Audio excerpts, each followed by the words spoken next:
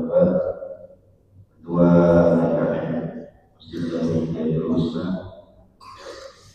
dan seluruh jamaah Masjid Jami Jami Husna, alhamdulillah hari ini kita sama-sama lanjutkan dengan taklim atau kajian subuh sampai waktu syuruk nanti. Insyaallah kajian subuh kali ini disampaikan langsung oleh Ustaz Asep Masina LC dari Sukawangi, Masya Allah, jauh-jauh. Alhamdulillah jauh bisa bersilaturahmi. Untuk itu kami persilakan kepada Ustaz untuk menyampaikan di sini. Alaihi wasallam.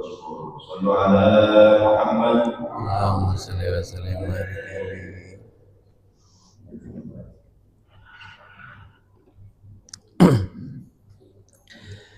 Assalamualaikum warahmatullahi wabarakatuh. A'udzu billahi minasyaitonir rajim. Bismillahirrahmanirrahim. Alhamdulillahirabbil alamin wassalatu wassalamu ala sayyidina Muhammadin wa ala alihi wa ashabihi ajma'in. Rabbi shrah li sadri wa yassir li amri wahlul 'uqdatam min lisani yafqahu qawli. Allahumma iftah lana futuhal 'arifin wansur alaina min khazaini birahmatika ya arhamar rahimin. Puji syukur kita panjatkan senantiasa kepada Allah Subhanahu wa taala yang memberikan kita banyak nikmat sehingga syukur alhamdulillah kita bisa berkumpul di tempat yang mulia dan penuh berkah. Diawali sholat subuh berjamaah, dilanjutkan dengan thalabul ilmi. Mudah-mudahan aktivitas amal ibadah kita dicatat oleh Allah Subhanahu wa taala sebagai amal soleh. Ilmu yang kita kaji, yang sudah dipelajari, mudah-mudahan menjadi ilmu yang berkah manfaat dunia sampai akhirat. Ilmu yang bukan cuma sekedar tahu, tapi bisa berbuah amal soleh dan kebaikannya. Shalawat serta salam semoga senantiasa terlimpah curah kepada junjungan kita, suri tauladan kita Nabi Muhammad sallallahu alaihi wasallam, kepada keluarganya, para sahabatnya, dan kepada para pengikutnya. Mudah-mudahan kita semua termasuk umatnya yang senantiasa menghidupkan sunnah-sunnahnya dan kelak mendapatkan syafaatul uzma di yaumil hisab nanti. Amin ya rabbal alamin. Sholihin sholihat yang dirahmati Allah Subhanahu wa taala, kita sering mencari tujuan dalam hidup. Kita kan punya cita-cita, nggak banyak sebetulnya yang kita cari. Kalau bahasa ahli hikmah itu ada 4 biasa yang dicari sama orang, tapi kita cari sesuatu banyaknya salah jalan, makanya nggak pernah dapat. Kira-kira begitu.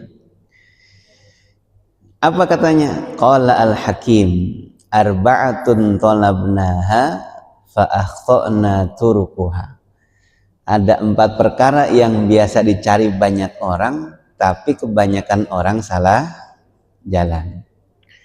Yang pertama, talabnal ghina fil mal. Kita nyari kecukupan, nyari kekayaan pada harta. Bener nggak kira-kira? Kita nganggap harta itu kalau banyak jadi orang kaya. Kalau udah hartanya berlimpah pasti cukup. Padahal bukan, Mak. Fa iza huwa fil qanaati. Kecukupan dan kekayaan yang sejati justru letaknya bukan pada harta, tapi pada sifat qanaahnya. Karena kalau kita merujuk kepada hadis Nabi, lau anna libni adam wadiyaini min zahabin, seandainya manusia dikasih 2 lembah isinya emas, labtago wadiyan salisan, dia akan berharap lembah yang ketiga. Nggak ada cukupnya. Wala yamla'u jawfa ibni adam illa turab, nggak ada yang bisa menuhin rongga mulut manusia kecuali tanah.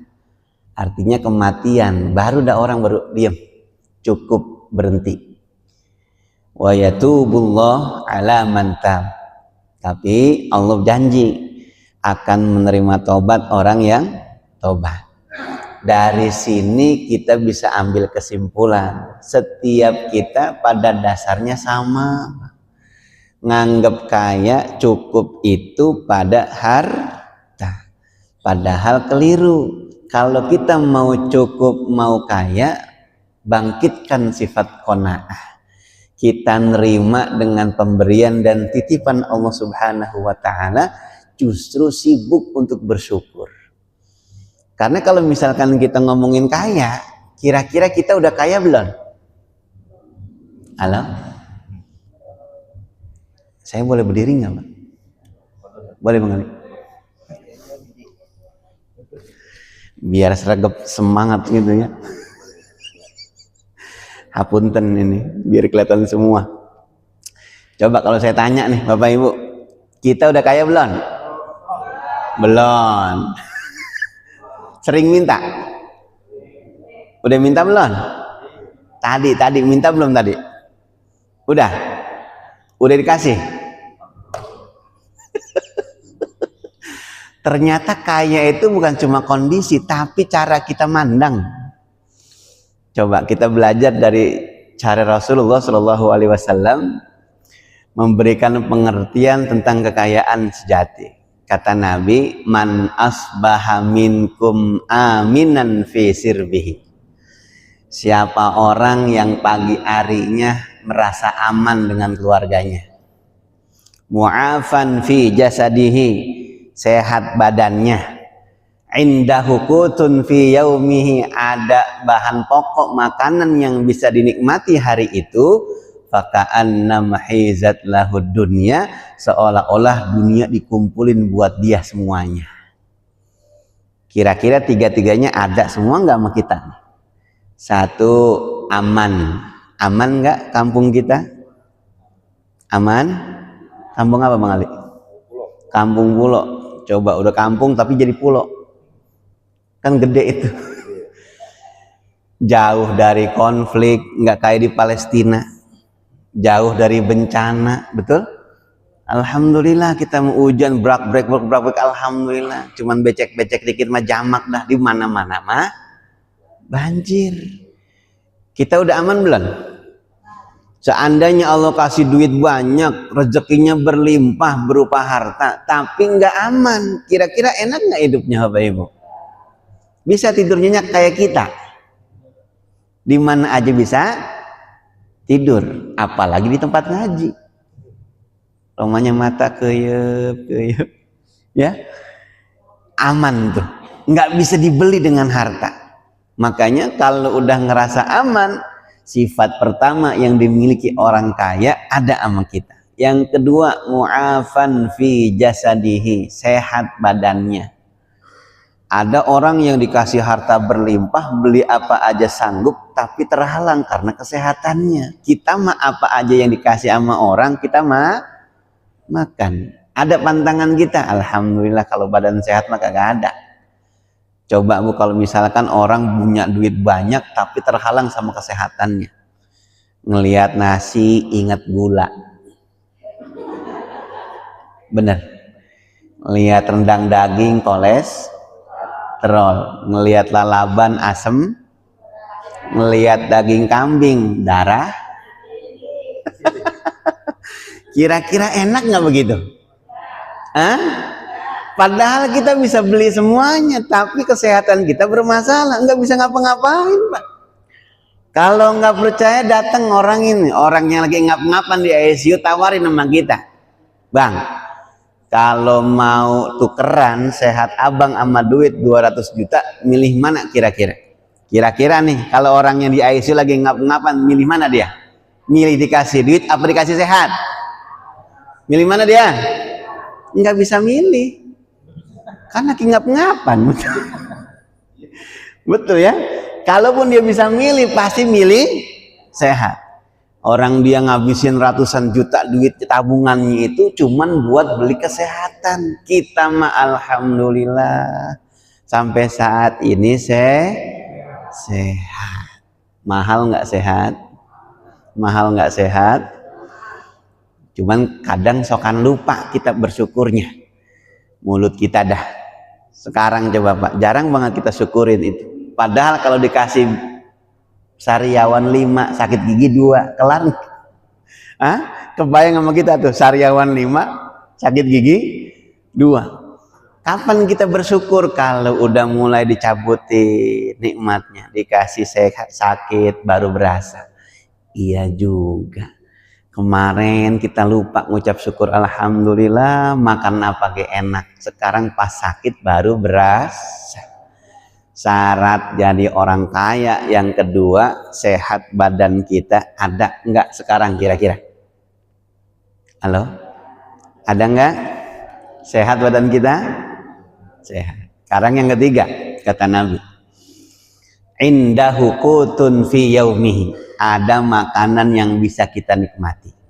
Tadi sahur ibu, sahur pak, ntar pas maghrib ada nggak yang bisa kita makan pas buka? Ada? Air putih mah korma nyampe kemari, betul ya? Ada?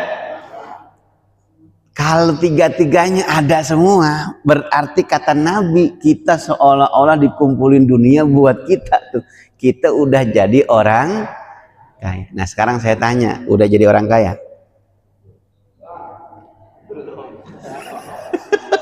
Masih belum itu. Udah jadi orang kaya belum? Belum.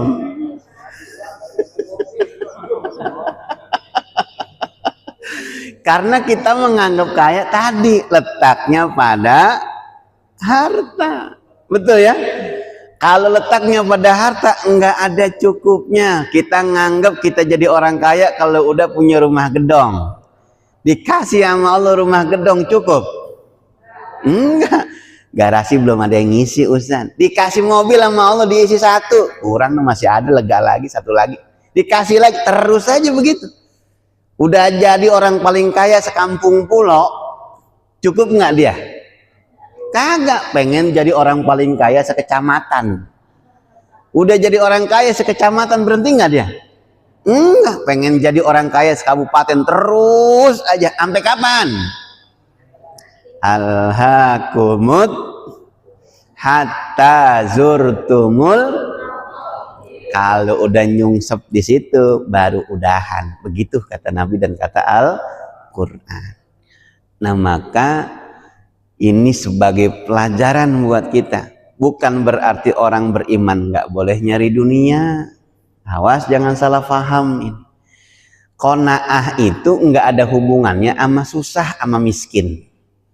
Sifat qanaah itu adalah cara pandang, Pak.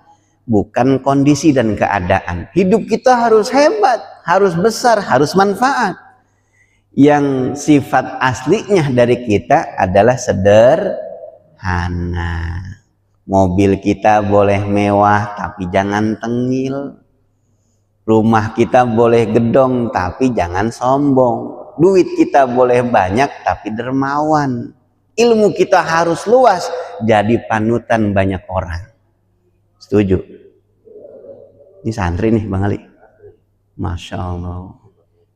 Masya Allah. Ya, kita sungkan bener kalau ketemu santri, orang kita lagi santri. Halo Tong. Udah kaya? Dia nyengir. Bapak Ibu yang dirahmati Allah Subhanahu wa taala. Kalau kita ngelihat para sahabat, orang-orang yang nganggap dunia remeh, sepele, kecil.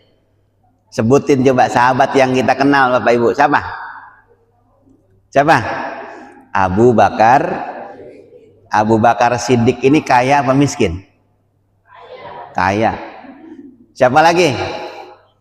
Umar bin Khattab. Kaya apa miskin? Siapa lagi? Utsman bin Affan. Kaya apa miskin? Kaya. Siapa lagi? Ali bin Abi Thalib. Kaya apa miskin? Kaya. Nabi sendiri kaya nggak? Kaya. Nabi itu susah buat dirinya, tapi bisa menghidupi banyak orang. Setiap orang datang ke rumah Nabi nggak pernah kosong, Mbak. Pasti dapat itu. Ahlu Sufa, ada para santri yang ngaji di Masjid Nabawi, Nabi yang ngasih penghidupan. Siapa bilang Nabi kere? Orang paling hebat luar biasa, jadi panutan semuanya. Jadi penguasa, panutannya Nabi. Jadi pengusaha, panutannya juga Nabi kita Muhammad sallallahu alaihi wasallam. Siapa lagi sahabat? Sebutin aja yang kita kenal. Semuanya orang kaya dan mereka semua adalah orang soleh qanaah. Jadi nggak ada hubungannya antara qanaah dengan kesulitan, nggak ada. Orang soleh pasti susah. Kalau mau soleh miskin dulu. Nggak begitu konsepnya. Betul, betul. Karena buat orang yang beriman nyari dunia rezeki yang halal, prosesnya mulia, itu jadi pahala. Dunianya udah dipegang nih, udah dapet nih, dibelanjain di jalan-jalan Allah Subhanahu wa ta'ala. Prosesnya mulia ketika dalam genggamannya itu dunia dijalankan sesuai dengan perintah agama, maka semuanya jadi berkah. Oleh karena itu Bapak Ibu yang dirahmati Allah Subhanahu wa ta'ala, Allah juga ngingetin kepada kita nih, surah Al-A'raf ayat 32. Qul man harrama zinatallahi allati akhraja li'ibadihi wat-thayyibati minar rizq. Qul hiya lilladzina amanu fil hayatid dunya khalisatan yaumal qiyamah. Kadzalika nufassilul ayati liqaumi ya'lamun. Siapa yang mengharamkan perhiasan Allah Subhanahu wa ta'ala yang memang dikeluarkan bagi orang-orang yang beriman? Khalisatan yaumal qiyamah, khusus nanti buat orang beriman. Pada hari kiamat cuma orang beriman doang yang pakai. Orang kafir di dunia pakai juga perhiasan dunia, tapi nanti di akhirat cuma buat kita, insya Allah. Jadi siapa yang mengharamkan? Nggak ada. Cari, kalau bisa kita yang pegang. Coba dah Bapak Ibu kebayang nggak kalau misalkan duit yang banyak, banda yang segitu hebat dipegang sama orang jahat, repot nggak kita? Kalau duit yang banyak itu dipegang sama tukang mabok, kira-kira buat apa duitnya? Buat beli minuman. Kalau duit yang banyak dipegang sama ahli zina, kira-kira buat apa tuh duit? Nyari perempuan. Betul ya? Seandainya kalau duit yang banyak dipegang sama orang kampung pulau, buat apa? Tuh, beda soleha, betul ya? Ini mah para ustazah, Masya Allah. Kelihatan dari depan bercahaya semua ini ya. Kesorot lampu. Betul Bu, Pak? Kita yang harus jadi orang kaya. Kenapa kalau kita yang pegang duit? Masjid bangun, santren bangun, santri biayain, gitu kan? Saudara dibantuin sama kita. Begitulah harusnya dunia yang digunakan oleh orang-orang yang beriman. Maka lihat contoh yang sudah kita dapatkan dari salafus soleh sebelum kita. Mereka orang-orang yang qanaah, mereka orang-orang yang soleh, mereka orang-orang yang takwa, mereka yang menghinakan dunia, tapi dunia dalam genggaman dan kendalinya. Gitu. Jadi nggak ada cerita, ada alasan. Ustadz dunia mah sepele, tong kudu ngoyo amat. Santuy aja lah hidup mah deh. Kalau emang males jangan pakai alasan agama. Seolah-olah orang yang serius nyari dunia hina. Nggak boleh Pak. Beda ahli dunia dengan ahli iman tipis dalam mencari dunia. Kalau ahli dunia, hamba dunia mencari dunia dengan begitu gigih dan giatnya. Ketika dia mendapatkan dunia dalam genggamannya, dia jadikan dunia hanya untuk memuaskan hawa nafsunya. Beda dengan hamba Allah Subhanahu wa ta'ala. Dia gigih dan giat mencari dunia. Ketika dunia dalam genggamannya, dia gunakan dunia untuk menjadi wasilah mendekatkan dirinya kepada Allah Subhanahu wa ta'ala. Kita berdoa, Rabbana atina, terus hasanah wa qina. Minta apa dulu kita yang baik? Minta apa dulu? Ya Allah kasih kami dunia yang baik. Betul. Allah nggak pernah ngasih kita pelajaran nggak salah Pak. Kalau dunia kita pada baik, datang saudara kita yang lagi lapar, jangan dikasih nasihat. Santai bro, hidup cuman mindset. Hidup mindset. Lagi lapar, Kalau orang datang kondisi lapar lagi butuh, kasih dulu baru dikasih nasihat. Bukan nasihat dulu tapi enggak. Kebanyakan kita begitu nggak kira-kira? Halo? Coba dah, kita kenapa bisa di sini tenang, Mak, Bu? Karena dunia kita alhamdulillah meskipun belum berlimpah cukup ada. Enak ibadah, bener. Ya, puasa nyaman. Kenapa coba? Dunia kita ada alhamdulillah. Tuh. Maka ikhwatal iman rahimakumullah, ketika kita bicara tentang qanaah, enggak ada sangkut pautnya sifat qanaah dengan kemiskinan. Enggak ada. Sifat qanaah itu adalah jiwa, Pak. Kesederhanaan yang memang harus ada sama kita. Sehebat apapun nanti Allah titipkan harta, setinggi apapun nanti Allah titipkan jabatan, kita tetap membumi menjadi orang soleh yang tawadu, mengikuti contoh baginda Rasulullah Sallallahu Alaihi Wasallam. Tuh, yang pertama, kita sering nyari dunia dan cukup pada harta, padahal dunia dan kecukupan letaknya pada sifat qanaah. Yang kedua, wa talabna rahata fil kasrati. Kita sering banget nyari santai, pengen rehat, pengen santuy kepada sesuatu yang banyak. Fa idza hiya fil qillati. Padahal kalau pengen santai justru kepada yang sedikit. Kenapa sih kita habis isya tuh ngantuk baik? Ngapa coba? Nggak ada yang dihitung. Betul. Ada orang punya mobil sampai 2.700 biji. Percaya nggak? Hah? No, bosnya Prima Jasa. Mobilnya 2.700 unit. Coba, kapan tidurnya dia ngitung itu? Kita mah alhamdulillah saban ba'da isya langsungan. Kenapa emang? Nggak ada.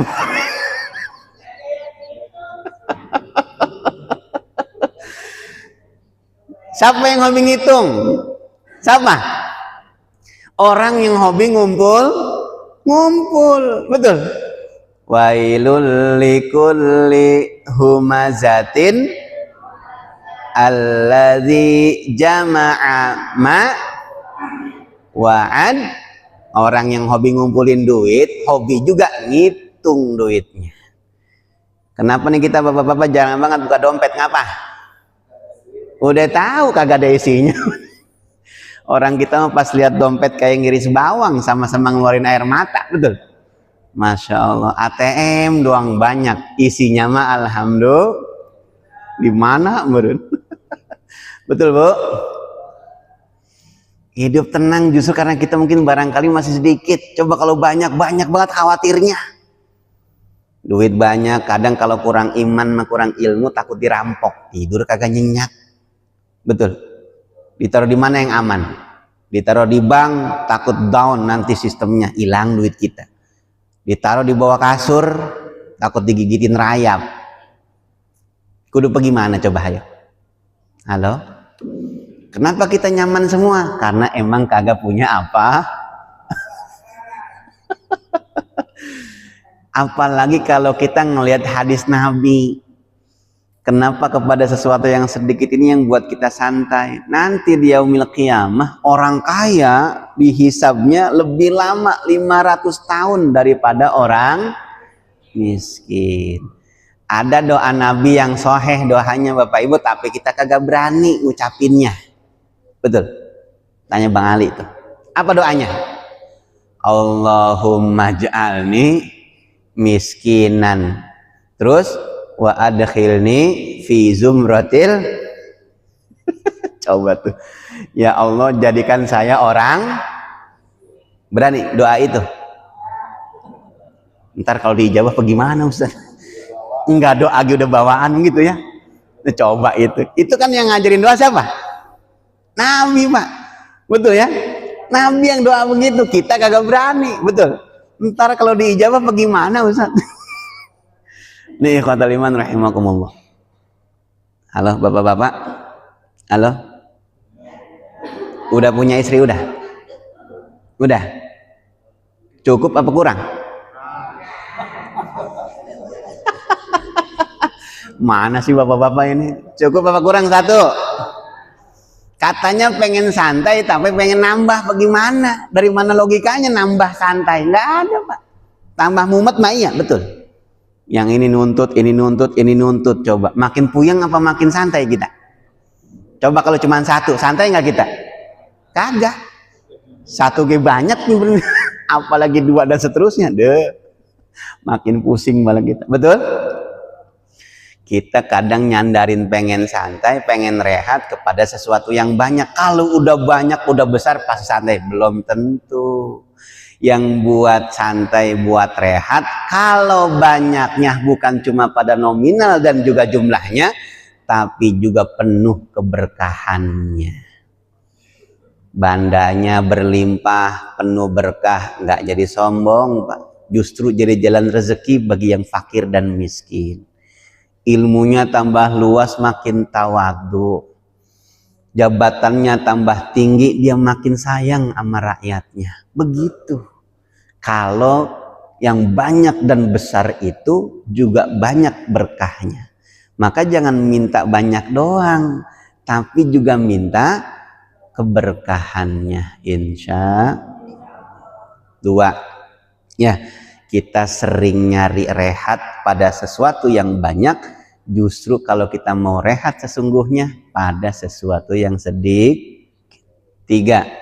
Wa talabnal karamata fil khalqi. Kita sering banget nyari kemuliaan itu dari pandangan pujian manusia. Fa iza hiya fit taqwa. Kalau kita mau mulia justru letaknya pada orang mah Bapak Ibu bagaimana hatinya ngelihat kita. Kalau lagi pada lempeng, jangankan kita bener, salah aja dibelain. Tapi kalau pada berbengkok, jangankan ngelihat kita salah, bener aja dicemooh. Bener. Kalau lagi lempeng nih, kita kalau ngelihat anak cucu, sering nggak kita ceritain sama tetangga? Cucu saya udah bisa manggil oma. Deh, emang cucu kita doang? Betul ya? Lari-lari di masjid, apa aja ditenggorin sama dia. Ya, ada kotak amal digoyang-goyang, bader banget cucu omah itu. Bukan bader, dia memang aktif, aktif. Ya, sound system rusak, kaca hancur, betul Pak? Bedug bolong. Tapi karena kita cinta, senang itu cucu sama anak kita, apa kita bilang? Bukan bader, betul ya? Itu mah aktif. Yeah. Beda bahasanya. Coba kalau pas lagi pada bengkok. Kalau tadi omahnya yang cerita sama emaknya, coba sekarang tetangganya yang lihat. Lihat tuh bader, begitu ngomongnya. Awas biang kerok datang, hancur semua, hancur. Itu manusia capek. Orang yang paling capek itu kalau kita nyari pandangan orang, udah paling capek udah. Karena setiap orang beda-beda, Pak. Yang di sini aja ngelihat saya barangkali beda-beda. Ada yang lihat bocah tengil banget itu, begitu. Kali gitu ya. Ada yang lihat lama banget, kapan udahannya taklim. Kita mau mingser kagak enak sama Ustaz Ali. Betul. Udah dipesenin baik sama dia begitu ya. Iya, ini kapan sih jam berbunyi begitu Bang Ali? Ya, Masya Allah. Tapi alhamdulillah jamaah sini mah orang-orang ahli ngaji, betul ya. Kalau ditanya lanjut jawabannya, lanjut Pak. Tuh kan, lanjut Pak. Meskipun rada rapat giginya, lanjut. Nih, kita sering banget nyari kemuliaan dari pandangan dan sanjungan orang. Padahal kalau kita mau mulia sesungguhnya, cari kepada sifat taqwa. Inna akramakum indallahi atqakum. Yang paling mulia di antara kita mereka yang paling takut kepada Allah Subhanahu wa taala. Enggak mesti yang pakai sorban paling bagus Bapak Ibu. Enggak mesti pakai sarung yang paling mahal, enggak. Siapa mereka yang paling takut kepada Allah Subhanahu wa taala, dialah orang yang paling mulia dalam pandangan Allah. Kalau Allah udah sayang, udah cinta, maka Allah akan ngegerakin hamba-hamba dan makhluknya untuk cinta juga kepada dia. Dalam sebuah hadis ceritakan, kalau Allah mencintai seorang hamba, kemudian Allah manggil Jibril. Jibril sini. inni uhibbu fulanan fa ahibbahu. Kata Allah, saya mencintai si fulan ini, maka cintailah si fulan olehmu karena aku mencintai. Kemudian Jibril ngasih tahu, ya ahlas sama, innallaha yuhibbu fulanan fa ahibbuh. Wahai para penduduk langit, kata Jibril, sesungguhnya Allah Subhanahu wa taala mencintai si fulan, maka cintailah si fulan oleh kalian karena Allah mencintainya. Setiap saat ada yang turun naik nih, malaikat dari bumi naik ke langit, dikasih tahu Allah mencintai si fulan, maka cintailah si fulan olehmu karena Allah mencintainya. Nanti malaikat inilah yang membawa kabar kepada seluruh makhluk Allah Subhanahu wa taala di muka bumi, di daratan, di lautan. Yang kagak ngerti cuman dua, jin dan manusia. Kita doang yang kagak ngerti siapa yang Allah cintai, tapi makhluk Allah yang lain tahu, doanya sama. Allahumma gfir lahu, Allahumma rahamhu, ya Allah ampuni dia, rahmati dia. Maka jangan heran Bapak Ibu, kalau Allah udah cinta sama seorang hamba, Allah gerakin makhluknya yang lain untuk mencintai dirinya. Contoh, pernah dengar nggak Uwais Al-Qarni? Pernah dengar? Beliau ini orang Yaman, nggak pernah jumpa sama Nabi, nggak kenal, cuman menjadi pengikutnya Nabi kita Muhammad Sallallahu Alaihi Wasallam. Tapi Nabi pernah pesan sama Umar, nanti akan datang seorang pemuda yang gendong ibunya dari Yaman. Kalau engkau ketemu dia, minta doa kebaikan darinya, karena setiap dia minta kepada Allah, Allah nggak pernah tolak. Tuh lihat. Ternyata Bapak Ibu, siapa nih Uwais Al-Qarni? Tetangganya dia nggak kenal, karena emang orang susah mah dari dulu sampai sekarang sama. Nggak dikenal. Romana saudara gini males banget ngaku. Bukan orang sini, bukan. Ada, emang ada. Ada. Untung orangnya kagak ngaji, betul ya? Nggak datang dia orangnya pagi ini, alhamdulillah. Betul Pak, Bu? Orang susah di mana-mana sama. Bukan cuma di Kampung Bulu, dari zaman dulu sampai hari kiamat kali sama, nggak ada yang kenal. Ntar kalau kita udah kaya baru udah ngaku semua saudara, bener. No, saudara gua kaya bener, begitu kadang-kadang. Uwais juga sama tuh. Saking miskinnya, ibunya pengen banget di penghujung usianya yang sudah tua itu pergi haji, kira-kira begitu. Singkat ceritanya, emak ngomong sama anaknya, "Tong, emak pengen banget pergi haji. Umur kayaknya udah tua, kesehatan juga nggak baik." Begitu ya. Anak yang soleh, nih buat santri, ya nggak ditolak nih Tong. Diterima dulu. Iya mak, bismillah dah, kita pergi aja nanti. Gimana caranya? Mikir Uwais. Akhirnya dia latihan, bener Pak? Dia ambil karung, diisi batu sekira-kira beratnya seberat emaknya. Tiap pagi mau sore dia naik turun gunung tuh.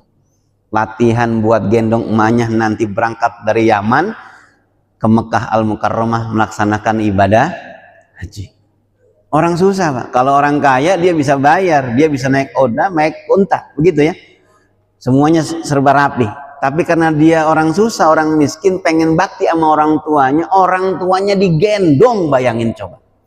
Masya Allah. Tapi lihat, ya di muka bumi barangkali nggak ada yang kenal Uwais Al-Qarni. Rasulullah kenal karena dibicarain sama penduduk langit. Di dunia nggak ada yang kenal dia. Tapi di langit kenal semua sama Uwais Al-Qarni. Lihat, sampai saat ini namanya masih dibahas sama kita. Padahal dulu tetangganya barangkali enggak pada Kenapa demikian? Karena Allah cinta sama Uwais Al-Qarni. Namanya diabadikan sebagai contoh tuh buat kita kalau jadi anak pengen hebat, bakti sama orang tua. Setuju? Halo? Lanjut.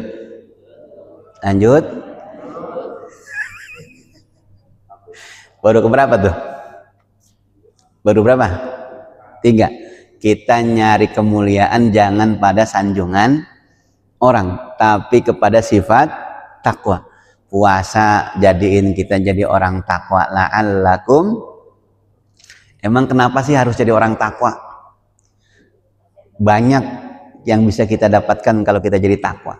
Kalau kita sering dengar nasihat guru-guru kita, paling kagak surah At-Tolak ayat 2 sampai 3. Wa may yattaqillah yaj'al lahu makhraja wa yarzuqhu min haitsu la yahtasib. Paling kagak tuh. Orang takwa nggak bakalan ketemu jalan buntu. Dia pasti banyak solusi.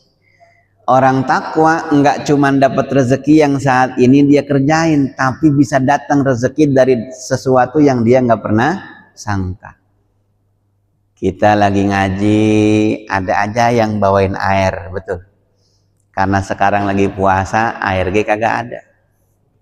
Coba ntar ngajinya pas maghrib, rame nggak makanan? Rame nggak? Nggak juga. Gitu ya. Masya Allah, tuh rezeki yang nggak disangka. Santri lagi ngaji, tiba-tiba datang parkir mobil, bawa akikah. Rezeki bukan santri, rezeki, betul ya. Tiba-tiba ngasih santunan, dibawa jalan-jalan. Rezeki bukan santri. Jadi saya lama di pondok pesantren yatim, gitu ya. Barokahnya luar biasa, Pak. Apa yang dipengen santri biasanya Allah kasih. Kadang emang santri yatim mah aneh-aneh permintaan. Ustadz, udah lama kita belajar tapi jarang banget liburan. Emang pengen liburan kemana? Ke Dufan. Bayangin coba ke Dufan. Duit dari mana? Santri 100 orang sekali masuk Dufan 175.000. Berapa duit itu? Kali 100. Belum mobilnya, belum ustadz-ustadznya, belum anak-anak ustadz, saudara ustadz, betul. Masya Allah. Betul. Itu kita. Tapi kalau kita bilangnya sama yang pemilik segalanya, pemilik dunia dan juga pengaturnya, mampu nggak Allah ngetuk orang kaya buat parkirin 3 bus depan santren tuh? Bisa? Bisa. Lagi ngaji hari Minggu, tiba-tiba parkir bus 3 biji, Pak. Turun ibu-ibu, datang ke Pak Kiai, anak saya ulang tahun. Dia pernah bilang kalau nanti ulang tahun mah boleh nggak saya ajak santri untuk jalan-jalan kemana? Ke Dufan. Coba itu, alhamdulillah, bocah lagi ngaji langsung pada ngibrit, sergap semuanya. Santri pada ketawa, pengurusnya pada nangis. Karena seminggu kemarin dia pada minta, doanya gitu pada lucu.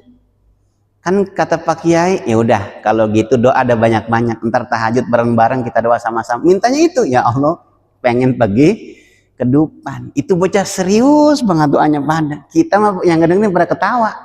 Beneran bocah-bocah ya.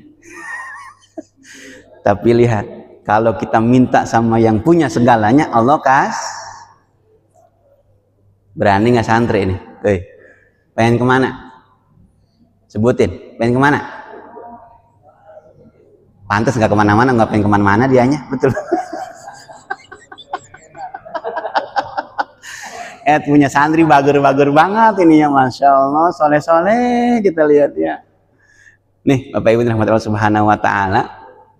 Jadi jangan salah nyari ya. Kalau kita mau nyari mulia, nyari pada sifat takwa. Yang terakhir, yang keempat, alhamdulillah. Tuh. Pokoknya kalau udah dengar kalimat terakhir sumringah kita dah. Seneng banget romannya udah. Betul ya? Berarti bentar lagi mau udahan. Yang keempat, wa talabna an-ni'mata fil libasi wat ta'am. Kita sering banget nyari kenikmatan itu pada pakaian dan pada makanan. Fa idza hiya fis satri wal Islam. Justru kenikmatan yang sejati terletak pada Allah nutupin aib kita dan pada Islam agama kita. Coba dah Bapak Ibu rahmati Allah subhanahu wa ta'ala. Kenapa kita masih dihormati sama orang?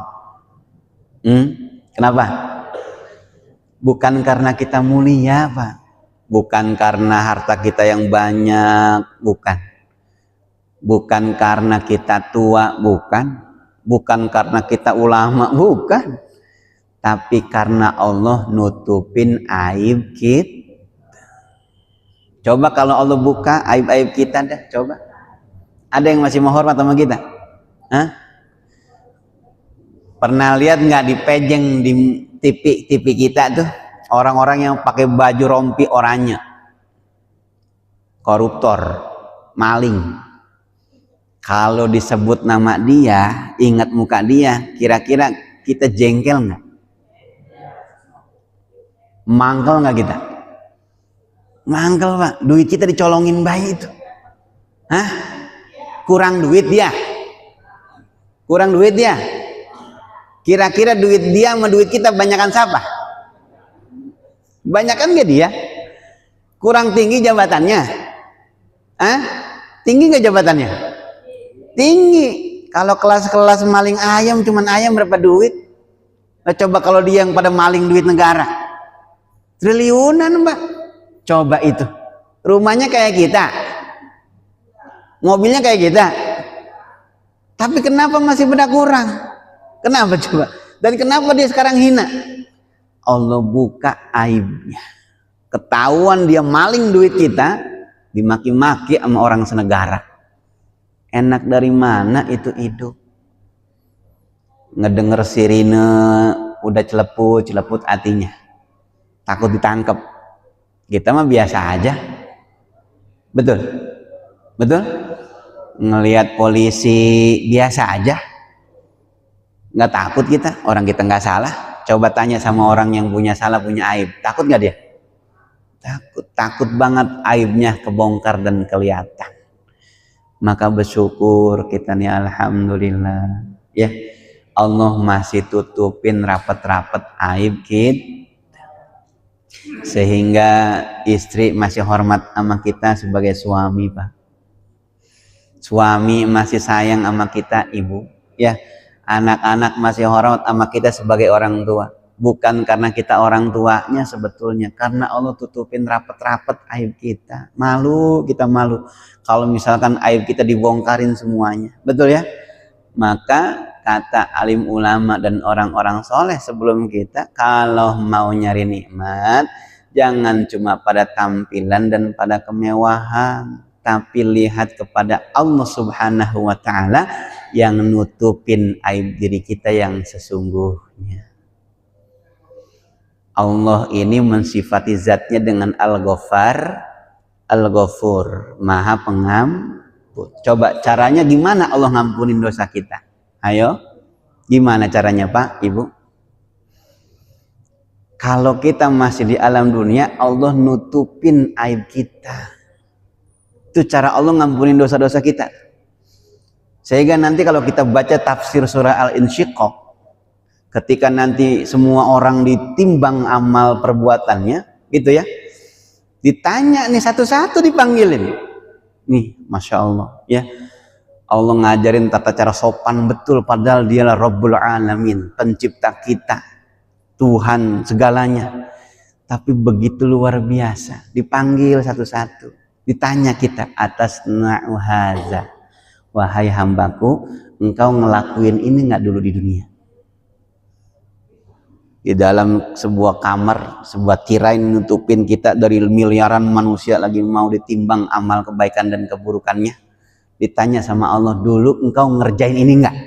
Begitu kira-kira Pak? Iya, ya Rob, ngaku kita tuh, betul saya ngerjain ini, tapi kemudian saya minta ampun. Apa kata Allah? Sebagaimana dulu aku mengampuni dan menutupi aibmu di dunia, maka sekarang aku ampuni dan aku hapus dosa dan kesalahanmu. Masya Allah. Tuh Allah lah Bu, kita banyak salah, banyak dosa sama Allah. Saban hari dikasih nikmat, enggak ada syukur-syukurnya, kurang baik. Malah nikmat yang ada dipakai buat ngelawan Allah, banyaknya mah. Begitu ya. Dikasih harta lupa, malah dipakai harta maksiat. Dikasih jabatan lupa, malah ketika punya jabatan zolim, dan seterusnya. Tapi Allah masih ditutupin aib kita nih, nunggu kita kembali pulang. Beda sama manusia. Kalau manusia udah ngelihat satu aib aja, seolah-olah seumur hidup nggak pernah hilang tuh aib, padahal sudah minta maaf dan minta ampun. Betul nggak kira-kira Pak? Bapak nih pernah punya salah sama istri, ketahuan, sampai sekarang diingetin nggak? Sering kesebut nggak tuh? Hah? Bu, kalau suami pernah punya salah, keingetan terus nggak sama kita? Tuh, sampai hari kiamat Pak masih inget baik dia, betul ya? Padahal kita udah berkali-kali minta maaf itu, udah dimaafin, udah. Tapi kalau pas lagi kesel, kesebut lagi nggak? Orang tuh. Padahal Allah Subhanahu wa Ta'ala Maha Pengam. Nah, maka kalau kita mau nyari nikmat yang sejati, bukan pada pakaian yang kita kenakan, bukan kepada makanan yang kita konsumsi, tapi kepada Allah Subhanahu wa Ta'ala yang udah nutupin aib keburukan kita yang sesungguhnya. Lanjutin sholat sunnah syuruk. Ada 4 yang sering dicari sama orang. 1 apa tadi? 2, 3, 4, alhamdulillah. Sebagian kurang ingat, sebagian lupa. Orang ada yang nyangkut bisa nih. Sering kita nyari kecukupan dan kekayaan pada harta, padahal cukup sama kaya letaknya pada sifat qanaah. Kita nyari rehat sama sesuatu yang banyak, padahal kalau kita mau rehat justru kepada sesuatu yang kita sering banget nyari kemuliaan dari sanjungan manusia, padahal kalau kita mau mulia justru kepada takwa. Yang terakhir, kita nyari nikmat pada pakaian dan juga pada makanan, padahal nikmat yang sesungguhnya Allah nutupin aib diri kita dan juga kepada agama Islam. Alhamdulillah. Mudah-mudahan sedikit namun penuh manfaat. Apa yang kita cari, apa yang kita tuju, apa yang kita cita-citakan, mudah-mudahan dilancarkan jalannya oleh Allah Subhanahu wa Ta'ala. Ketika kita sudah mendapatkannya, Allah titipkan berkah di dalamnya, dan mudah-mudahan Allah Subhanahu wa Ta'ala berikan kita umur panjang dalam taat, rumah tangga yang sakinah, mawaddah penuh berkah, anak keturunan yang soleh dan solehah, usaha kita berkah, banyak halal, mudah digunakan untuk ibadah kepada Allah Subhanahu wa Ta'ala. Orang tua kita, anak kita, saudara kita, karib kerabat kita, tetangga kita yang sedang sakit, mudah-mudahan diangkat penyakitnya, diberikan kesehatan seperti biasanya, lipat gandakan sabarnya yang sudah menghadap Allah Subhanahu wa Ta'ala, diampunkan segala dosa dan kekhilafannya, diterima iman Islamnya, dilipat gandakan pahala kebaikannya, dilapangkan kuburnya. Kita yang hadir di sini bukan cuma dikumpulkan di dunia, tapi juga mudah-mudahan dikumpulkan di dalam surga, bertetangga dengan Rasulullah sallallahu alaihi wasallam. Ala hadhihi niyyah wa ala kulli niyatin salihah. Al-Fatihah. A'udzu billahi minasy syaithanir rajim. Bismillahirrahmanirrahim. Alhamdulillahi rabbil alamin. Ar-Rahmanir Rahim. Maliki yaumiddin. Iyyaka na'budu wa iyyaka nasta'in. Ihdinas siratal mustaqim.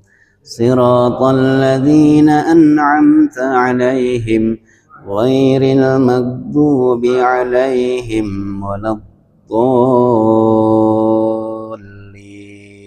Amin.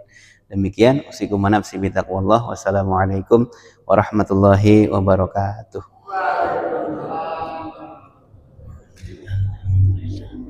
Jazakallahu khairan kepada Ustaz Asep atas prosesnya. Mudah-mudahan menjadi manfaat untuk kita. Insyaallah kajian besok Ahad subuh bersama guru kita dengan pejabat. Mudah-mudahan kita dapat menjadi kembali. Mudah-mudahan segala ibadah kita yang kita laksanakan di bulan Ramadan diterima oleh Allah Subhanahu wa Ta'ala. Kita tutup dengan kafaratul majlis. Subhanallah wa bihamdika asyhadu an la ilaha illa anta astaghfiruka wa atubu ilaik. Assalamualaikum warahmatullahi wabarakatuh.